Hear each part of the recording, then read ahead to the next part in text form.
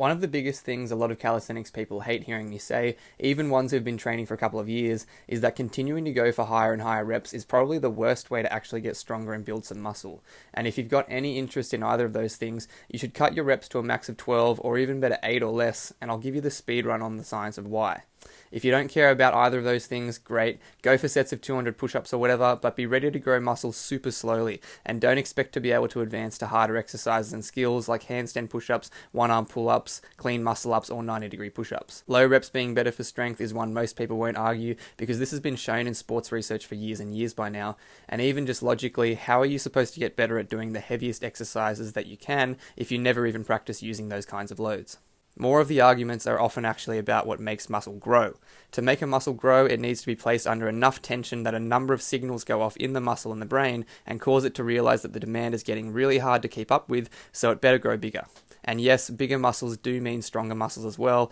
even though size isn't the only determinant of strength. The thing is though, only a certain number of muscle fibers are actually capable of growing and improving your strength, and these fibers don't even turn on until you're close to failure, with research showing that they don't come in until about the last 5 reps of a set. So this means that as long as your sets are taken within about the same reps of failure, you will get about the same muscle growth, which has been proven extensively in research looking at rep ranges from 3 to 35 plus, and seeing them all having about similar growth. The problem comes in here. It turns out research says we're all pretty damn bad at being able to tell how close to failure we are during a set, even people who've been training for a decent amount of time, and this ability to self-assess our fatigue actually gets worse as the number of reps gets higher. On top of this, the failure that actually matters is muscular failure, but we can fail for other reasons too, like pain, heat, heavy breathing, and muscle burn, all making our brain feel like we're causing damage and making it start turning off muscle fibers before they're actually completely fatigued themselves. All of these other forms of negative feedback to our brain get far more intense the higher we go in reps, and make it far more likely that we're going to either fail or think that we're close to failure before our actual muscle is actually near failure.